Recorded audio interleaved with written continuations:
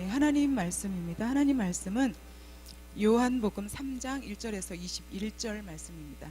요한복음 3장 1절에서 21절까지 우리 함께 한 목소리로 읽도록 하겠습니다.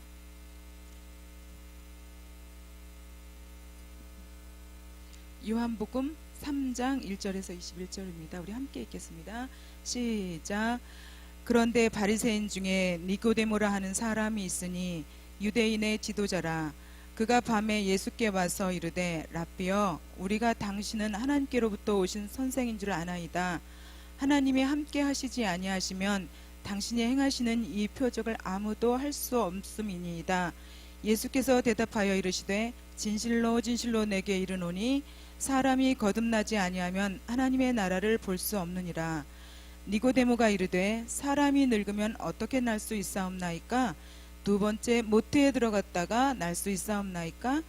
예수께서 대답하시되 진실로 진실로 내게 이르노니 사람이 물과 성령으로 나지 아니하면 하나님의 나라에 들어갈 수 없느니라. 육으로 난 것은 육이요 영으로 난 것은 영이니 내가 내게 거듭나야 하겠다 하는 말을 놀랍게 여기지 말라. 바람이 임으로 불매 내가 그 소리를 들어도 어디서 와서 어디로 가는지 알지 못하나니 성령으로 난 사람도 다 그러하니라. 니고데모가 대답하여 이르되 어찌 그러한 일이 있을 수 있나이까? 예수께서 그에게 대답하여 이르시되 너는 이스라엘의 선생으로서 이러한 것을 알지 못하느냐? 진실로 진실로 내게 이르노니 우리는 아는 것을 말하고 본 것을 증언하노라. 그러나 너희가 우리의 증언을 받지 아니하는도다. 내가 땅의 일을 말하여도 너희가 믿지 아니하거든 하물며 하늘의 일을 말하면 어떻게 믿겠느냐? 하늘에서 내려온 자 곧 인자 외에는 하늘에 올라갈 자가 없느니라.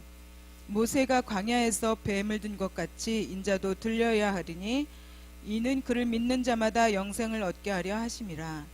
하나님이 세상을 이처럼 사랑하사 독생자를 주셨으니 이는 그를 믿는 자마다 멸망하지 않고 영생을 얻게 하려 하심이라. 하나님이 그 아들을 세상에 보내신 것은 세상을 심판하려 하심이 아니요 그로 말미암아 세상이 구원을 받게 하려 하심이라. 그를 믿는 자는 심판을 받지 아니하는 것이요 믿지 아니하는 자는 하나님의 독생자 이름을 믿지 아니하므로 벌써 심판을 받은 것이니라. 그 정죄는 이것이니 곧 빛이 세상에 왔으되 사람들이 자기 행위가 악함으로 빛보다 어둠을 더 사랑한 것이니라. 악을 행하는 자마다 빛을 미워하여 빛으로 오지 아니하나니 이는 그 행위가 드러날까 함이라. 진리를 따르는 자는 빛으로 오나니 이는 그 행위가 하나님 안에서 행한 것임을 나타내라 함이라 하시니라. 아멘. 우리 함께 인사하는 시간을 갖겠습니다. 우리 이지원 목사님이 서로 인사하는 시간을 반드시 주라고 이렇게 말씀을 하셨어요. 그래서 우리 한번 사랑합니다 하고 인사해 볼까요? 어떻게 하시냐면 그냥 사랑합니다 하면 좀 너무 편히 하잖아요. 하나님은 당신을 사랑하십니다 해볼까요? 옆에 분들하고는 해보시죠. 하나님은 당신을 사랑하십니다. 예. 그래서 저도 당신을 사랑합니다. 네, 바로 이게 하나님 사랑 안에서 우리가 나누는 사랑의 공동체이죠. 우리 잠시 기도하고 하나님의 말씀을 상고하도록 하겠습니다. 좋으신 하나님, 하나님의 말씀 앞에 섰습니다. 성령님 함께 해주셔서 이 말씀 속에서 이 시간 우리에게 들려주시지 않은 그 세미한 음성을 들을 수 있도록 하나님 도와주옵소서. 함께 하신 주님을 찬양하며 예수님의 이름으로 기도합니다. 아멘. 오늘 우리가 읽은 이 요한복음 3장 말씀은 우리가 잘 아는 말씀입니다. 특히 요한복음 16장은 어려서 우리가 많이 암송했던 말씀이기도 해요. 그래서 우리가 이 요한복음의 3장 16절을 뭐라고 또 얘기하냐면 작은 복음이다 또는 복음서 안에 복음서다 라는 제목이 붙을 만큼 이 말씀은 굉장히 유명한 말씀이기도 하고 또 우리가 안 믿는 사람도 이 말씀은 잘 아는 말씀이기도 해요. 바로 이렇게 하나님께서 예수 그리스도를 이 땅에 보내신 그 목적에 대해서 정확하게 알려주는 말씀이 요한복음 3장 16절이기 때문입니다. 그런데 이 3장 16절 말씀이 나오게 된 배경은 어떠하냐면요, 니고데모라는 인물 때문입니다. 이 니고데모는 어떤 사람이냐 하면 유대인의 랍비인 거죠. 랍비이면서 그는 어떤 사람이냐면 학식이 높고 굉장히 사람들로부터 존경을 받았던 유대인의 관원입니다. 그런데 그에게는 한 가지 고민이 있었습니다. 한 가지뿐만이 아니겠죠. 그것이 그 사람의 인생과 신앙의 근간을 흔드는 질문이었을 것입니다. 왜 그러냐면 이스라엘 사람들은 예전부터 구약에서 예언되어진 그 메시아 그리스도를 기다리고 있었는데 어느 날인가 저 나사렛에 시골 동네에서 한 청년이 나타나더니 자기가 하나님의 아들이라는 것입니다. 그리고는 하나님의 나라에 대해서 말씀을 전파하면서 많은 사람들을 고치기도 하는 거죠.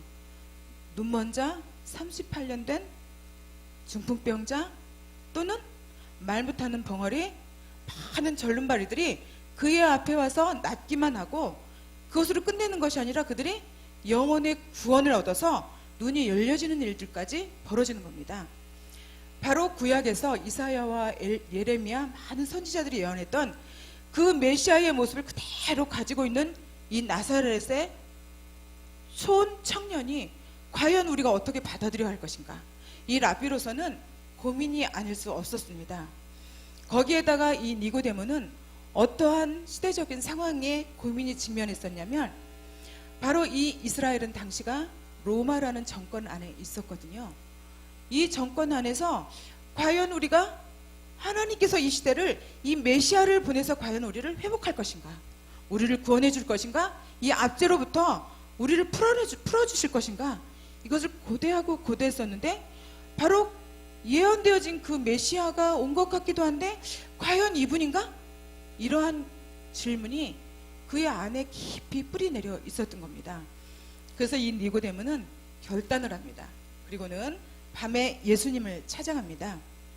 밤에 예수님을 찾아갔다는 것은 혹자는 이렇게 말하기도 합니다. 아마도 많은 사람들로부터 지탄을 받고 너 저 나사렛의 청년 예수를 너도 믿는 것이냐? 이렇게 지탄을 받을까봐 밤에 갔을 것이다 라고도 얘기하지만 실상은 그렇지 않을 것이라고 보는 것이 맞다고 여겨집니다. 왜 그러냐면 이 사람은 유대교에 능통한 자이고 랍비로서 율법, 모세율법에 아주 능숙한 사람이었거든요.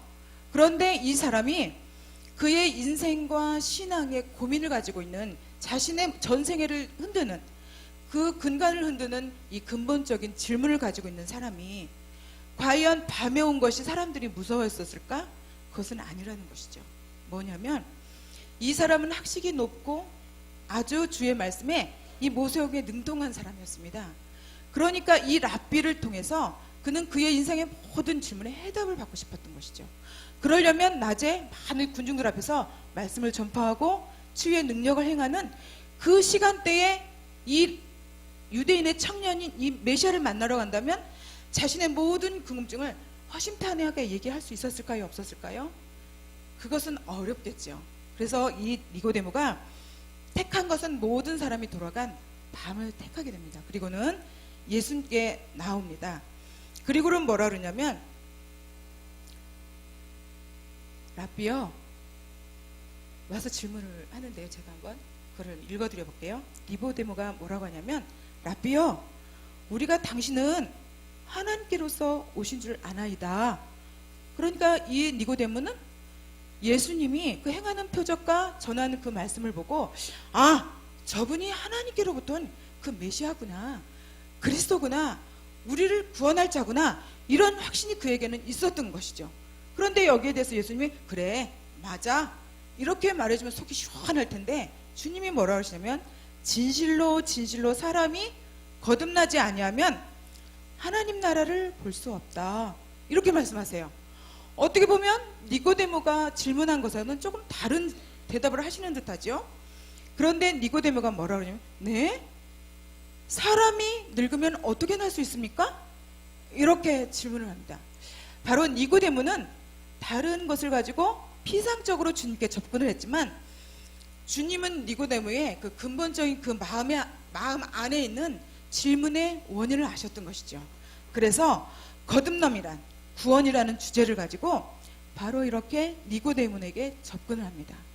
우리가 구원이라는 것, 믿음이라는 것, 영생이라는 것, 구원이라는 것, 이것은 우리의 신앙에서 가장 기본 중에 기본이고 뿌리되는 신앙이기도 합니다. 그런데 이 질문이 과연 니고데모의 신앙에서만 있는 질문일까요? 그렇지는 않습니다. 이 질문은 지금 이 자리에 있는 저와 여러분, 그리고 많은 세상에서 살아가고 있는 사람들의 질문이기도 합니다. 그들은 많은 수고와 많은 재물을 얻지만, 권력과 힘을 갖기도 하지만 그들의 영혼은 끊임없이 갈급합니다. 그리고는 그들 안에 무언가 알 수 없는 허전함이 그들을 끊임없이 무엇인가로 채우고자 하는 욕망으로 더 그들을 깊게 수렁으로 뺏어갈 뿐인 거죠. 바로 이것이 과연 어디에서 채용을 받고 만족함을 얻을 수 있으며 우리가 풍성을 얻을 수 있을 것인가? 그것을 이 니고데모는 바로 예수라는 청년에게서 얻고자 했던 거죠. 바로 우리도 바로 이 니고데모의 모습을 통해서 우리의 근본적인 인생의 가장 핵심이 되는 질문을 여기에서 배울 수 있습니다. 우리가 한번 찾아가 보도록 하죠. 이 요한 복음에는 독수리 복음이라는 별명이 있습니다. 그리고 이 복음은 예수님에 대해서 잘 나타내주고 있고, 하나님의 사랑이 어떻게 우리에게 임했는지, 그리고 많은 사람들에게 그 하나님의 사랑이 어떻게 사람 속에 파고들었는지 그것을 나타내주고 있습니다. 그런데 이 요한복음이 이렇게 귀한 복음인데, 이 복음에는 삶의 자리가 하나만 딱 가지고 있는 것이 아니에요. 어떠냐면 삶의 두 자리를 가지고 있습니다. 그런데 어쩌면 현재 우리 모습까지도 포함하기 때문에 세 자리라고도 할 수 있겠죠. 이것은 진행형으로서 우리가 지속적인 것이겠죠. 그런데 이 요한복음의 역사 속에서 두 가지의 삶의 자리를 살펴보자면, 첫째로는 뭐냐면 지금 여기서 나타내주는 니고데모와 예수님의 대화하고 있는 예수님의 공생의 그 기간인 거죠. 그 기간에는 많은 사람들이 헐벗고 힘들고 고단한 삶을 살았습니다. 또 신앙의 갈등도 있었던 거죠. 그리고 이때는 지금쯤 아마 이제 우리 성지 순례팀이 갈릴리나 예루살렘이나 갈릴리쯤으로 아마 향하고 있을 거예요. 이제 금요일 날 들어오게 되니까. 그런데 이 갈릴리 지역은 호수이기도 하지만, 이 호수라고 하기에는 굉장히 큰 바다입니다. 바다 같은 그런 이미지를 줍니다. 그리고 저도 이제 1월에 갔다 왔잖아요. 근데 갈릴리는 얼굴이 다양합니다. 같은 석양을 봐도 색깔이 태양이 지는 거에 따라서 다르게 나타나요. 그리고 여기는 굉장히 잔잔한 호수인데도 한번 태풍이 불면 주변을 다 힘을 받고 아주 강하기도 합니다. 그런데 이 갈릴리를 가보고 제가 놀란 것이 있어요. 왜 그러냐면 우리가 성서적인 고고학적인 그 자료들을 통해서 보면 여기가 굉장히 가난하고 빈궁한 지역으로 나오기도 합니다. 그리고 이곳에는 노예제도들이 있어서, 그러니까 사람을 노예로 만드는 것이 아니라 사람들이 가난하기 때문에 곡식이나 이런 것들을 빌려서 먹는 거예요. 그리고는 그 아이를 나중에는 또 아내를 본인이 노예로 팔려지는 거죠.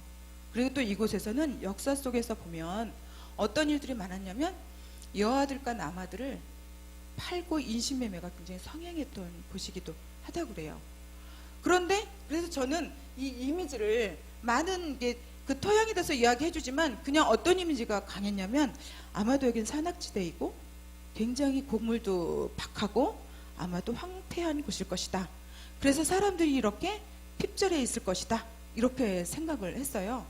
가봤더니 이스라엘 중에서 이 갈릴리라는 지역은 굉장히 곡창지대입니다.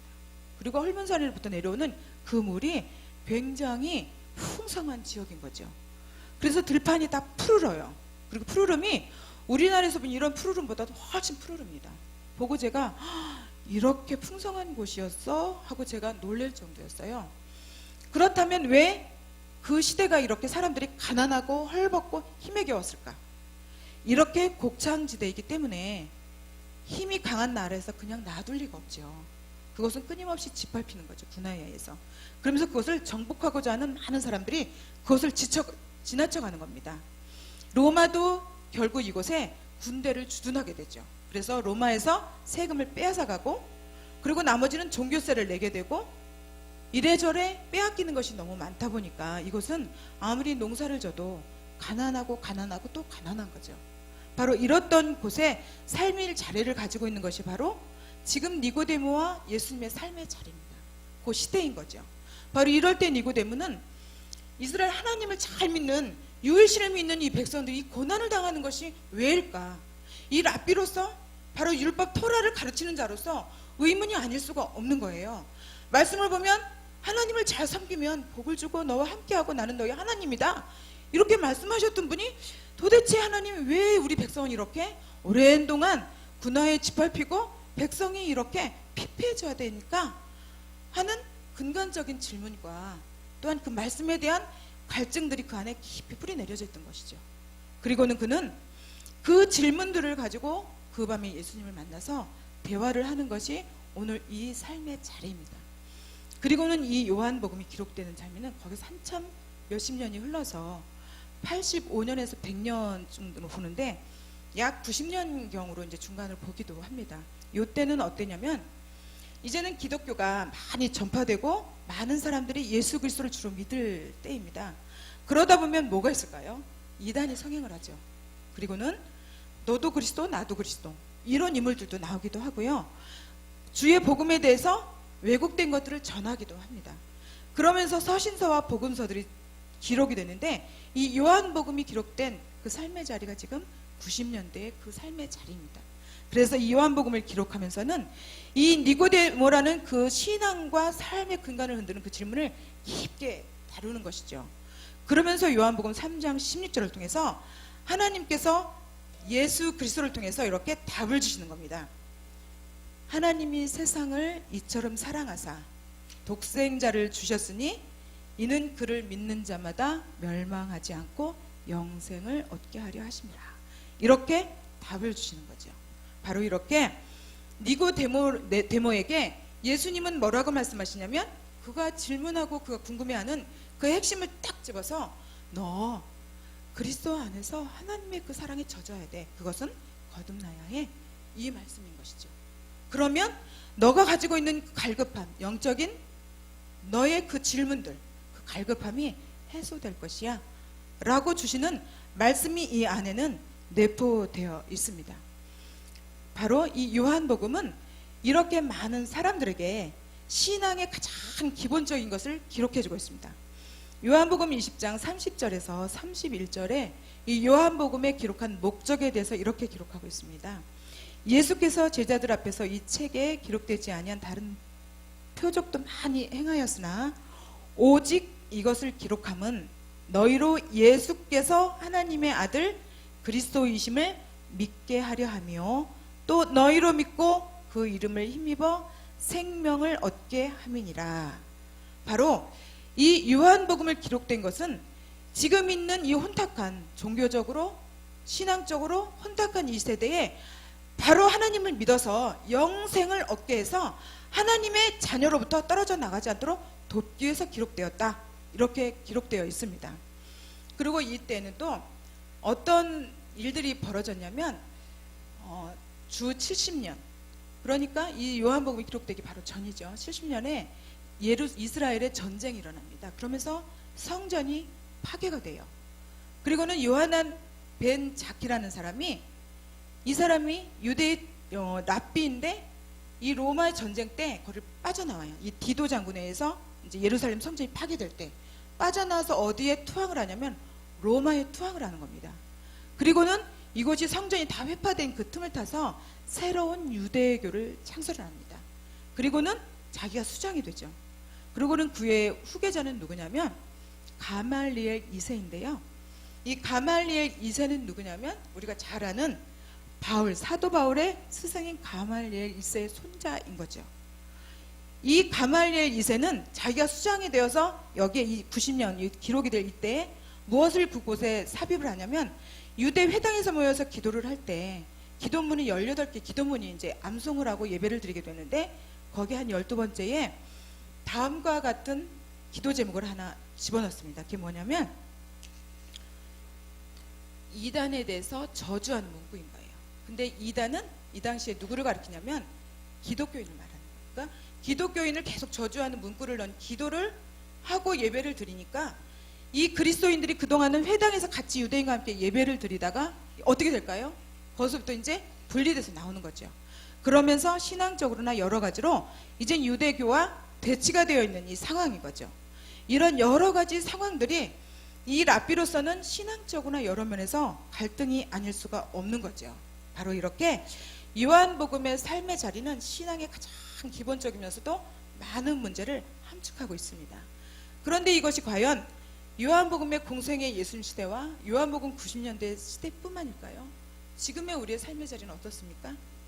우리는 많은 뉴스로부터 교회에 대해서, 목회자에 대해서, 또 세상의 그런 정권들에 대해서 소식을 들을 때마다 이 세상에 대해서 우리는 어둠과 암흑을 경험하게 되죠.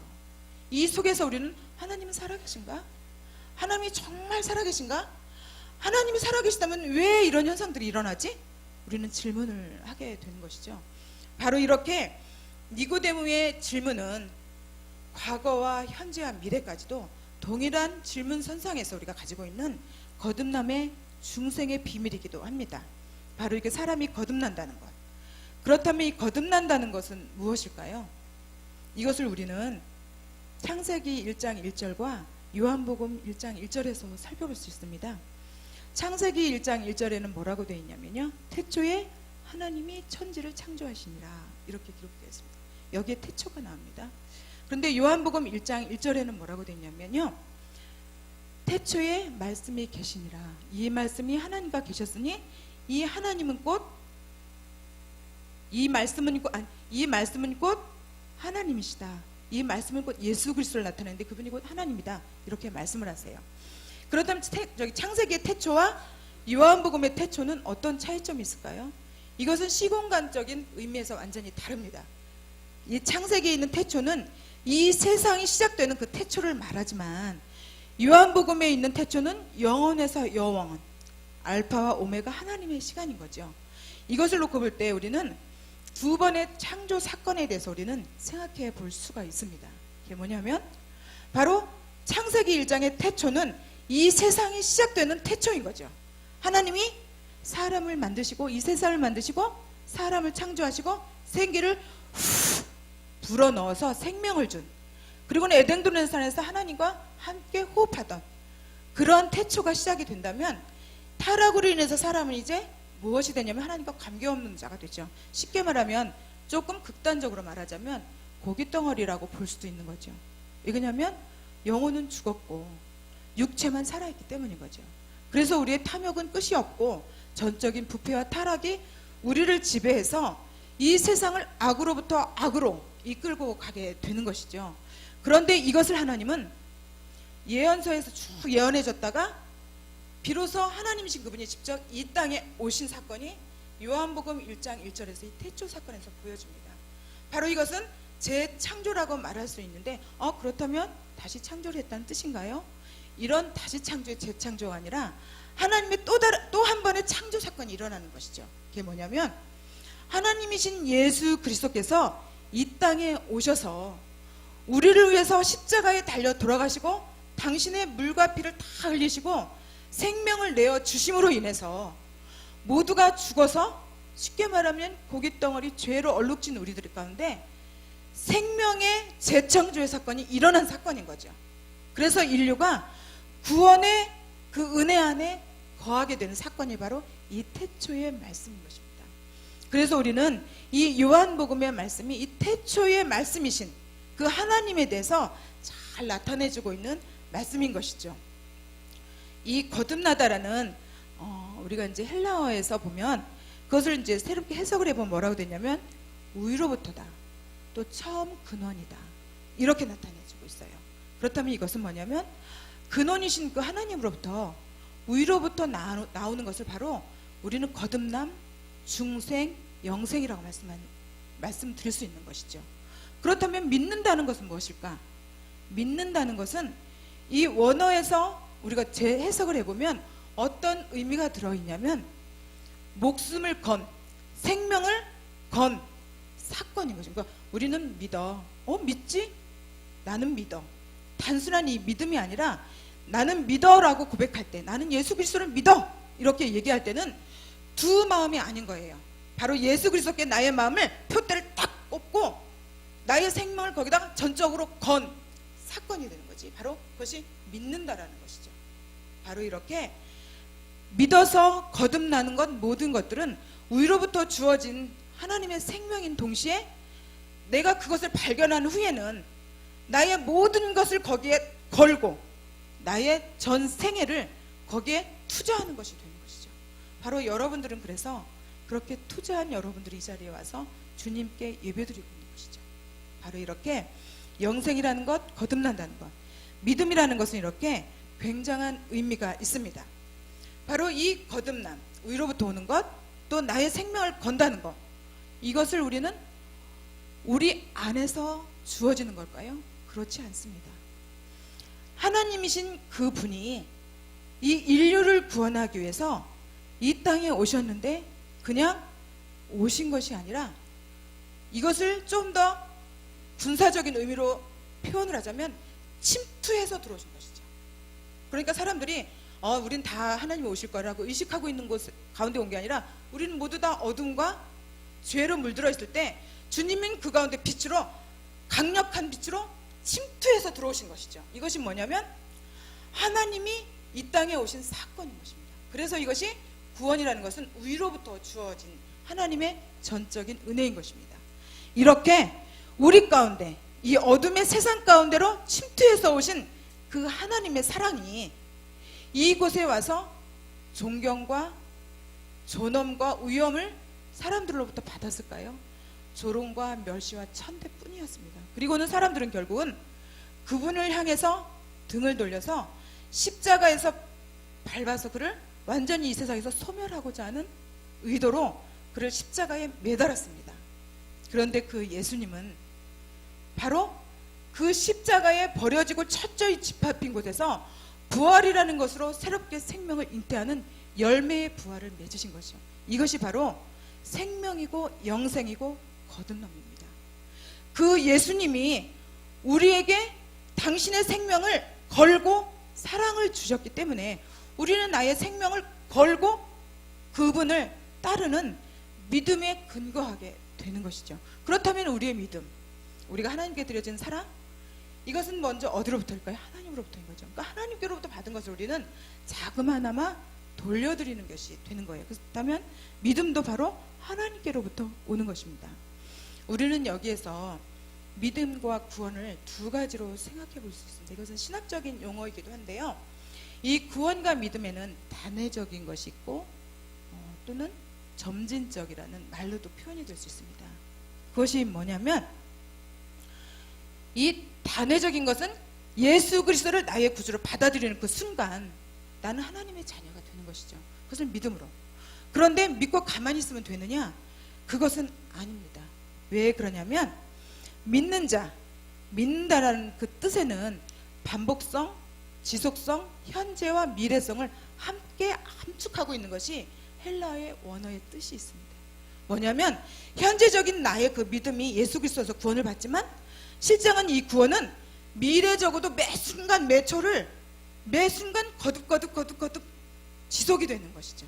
주님이 오시는 그날까지. 바로 이것이 뭐냐면 우리가 우리의 영혼이 하나님의 자녀로 접붙임되는 것은 한 번이지만 내 부패하고 타락한 속성들이 그 그리스도의 구원의 은혜를 인해서 하나하나 내 전 인격이 구원되어져 가고 변화되어져 가고 거듭내어져 가고 하나님을 닮아가는, 예수 그리스도를 닮아가게 되는 그러한 성장의 과정을 거치게 되는 것을 우리가 바로 전생애가 구원되어져 가는 것이라고 보여지는 것이죠. 그래서 우리는 이 구원이라는 것은, 그래서 우리가 이제 마태복음 7장에 보면 주여 주여 하는 자마다 다 천국 가는 것이 아니다, 이렇게 주님이 말씀하고 있는 것이죠. 바로 이렇게 구원은 현재성인 동시와 미래성을 함께 가지고 있습니다. 그런데 믿음 또한 그렇습니다. 믿음도 현재 내가 예수 그리스도를 받아들이는 그 순간, 물론 그 믿음도 하나님으로부터 오는 것이지만 바로 나는 예수 그리스도와 나는 하나가 되는 것이죠. 나는 하나님의 자녀가 되는 것이죠. 그런데 그 믿음은 내 구원의 전 인격이 구원되어져 감과 동시에 내 믿음도 점점 자라서 큰 사람이 되어져 가는 거죠. 그래서 어떠한 풍랑과 파도가 있다 할지라도 주님께로 내 시선을 딱 고정했기 때문에, 내 생명을 탁 걸었기 때문에 주변 환경에 보지 않는 거예요. 때로는 우리가 투덜투덜하기도 합니다. 때로는 우리가 넘어지려고 할 때도 있어요. 그러나 결국에는 그 하나님이 주시는 그 생명의 그 힘으로 우리가 주님께로 건 그 표대를 보고 우리가 일어나서 가게 되는 것이죠. 바로 이렇게 믿음과 구원은 단회성인 동시에 점진성이 있는 것이 바로 이 안에 3장 16절에 하나님의 사랑의 깊은 사랑 안에 들어 있습니다. 바로 이렇게 주님의 사랑, 이 사순절을 보내면서 우리는 과연 습관적으로 그래 사순절이야, 내가 한 끼쯤 금식 중요하죠. 그리고 내가 뭐 하나는 끊어야지, 끊을 수도 있습니다. 그러나 우리는 먼저 무엇이 내 안에 깊게 회복되어지고 다시 그것이 살아나야 하냐면 바로 하나님의 그 사랑이 내 안은 저 밑바닥서부터 새롭게 생수처럼 나를 가득 차오를 때 내가 진정 하나님께 나의 사랑을 드릴 수 있고 나의 생명을 드릴 수 있고 나의 전부가 하나님과 결착된 그 생명으로 나아갈 수 있게 되는 것입니다. 그것을 경험하는 이 사순절이 우리에게는 축복이고 하나님으로부터 우리가 온전하게 새롭게 나를 발견하는 시간이 될 것이라 보여집니다. 빛, 우리가 요한복음 3장 19절에 보면 바로 빛이 왔는데 그 어둠이 알지 못했다, 이렇게 되어 있습니다. 이것이 과연 무슨 뜻일까요? 그래요, 예수님이 왔지만 사람들이 몰랐잖아요.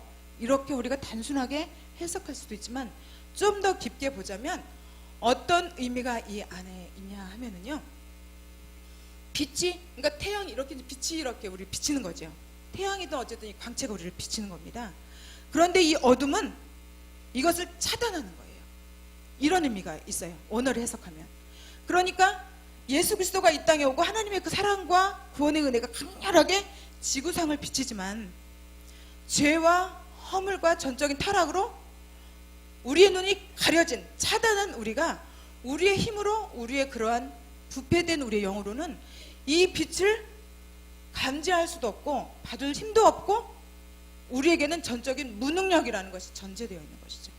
바로 이 빛도 발견할 수 있는 하나님의 그 전적인 은혜, 하나님의 전적인 그 사랑, 하나님의 전적인 구속하심이 없이는 불가능하다는 것이죠.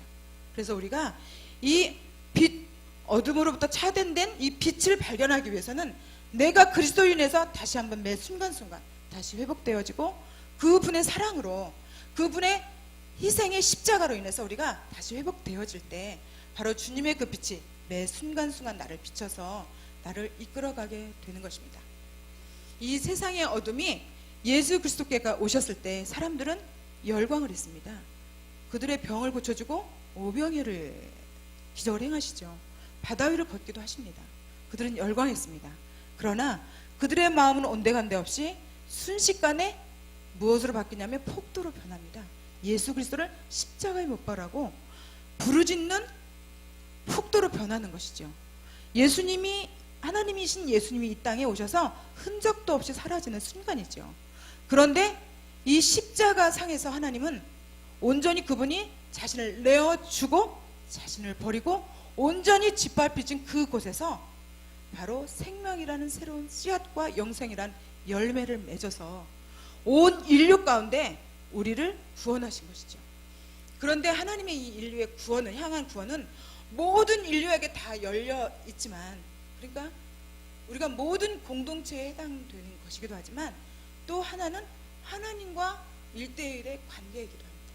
모든 사람에게 열려진 하나님의 구원의 은혜는 나와 하나님과 1대1 관계가 맺어질 때 구원과 구속의 은혜 안으로 우리는 들어가게 되는 것이죠.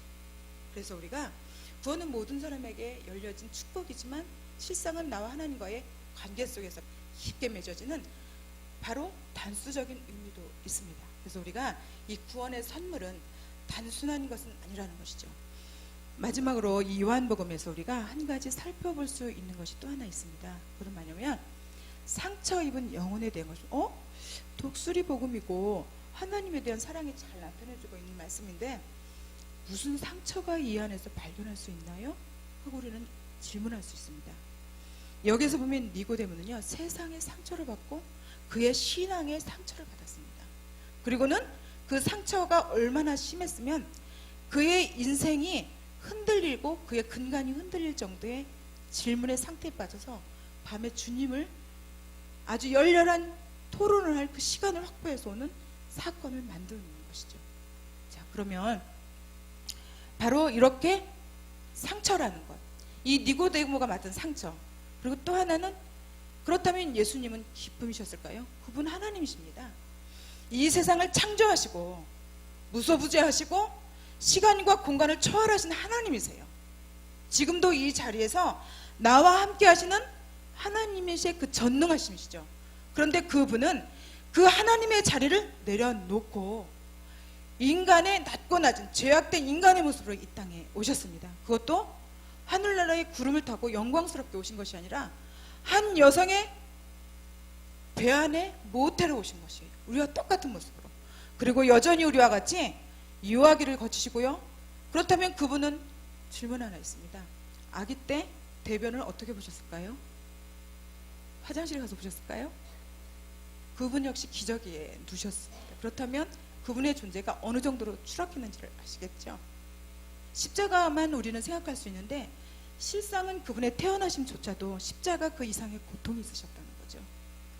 그 하나님이신 그분이 자그마한 여자의 모태에 조그만한 존재로 태어난다는 것, 시공간의 모든 것을 제약을 받고 오신다는 것, 대단한 희생이고 전적인 버림이고 전적인 헌신입니다. 그리고 그분이, 그 하나님이신 그분이 기저귀를 차셨어요. 치욕이죠. 여러분 기저귀처럼 차실 수 있으시겠습니까? 하나님이신 그분은 그렇게 네 발로도 걸으셨으리라고 그러죠. 그리고 유년기에 12살에 성전에 가서 토론하시는 것도 볼 수가 있죠. 그리고 아버지를 도와서 목수일도 하셨던 분이죠. 그 하나님이신 그분이. 그렇다면 그 하나님 그분은 그 모든 그분의 공생의 기간 동안의 삶이 어땠을까요?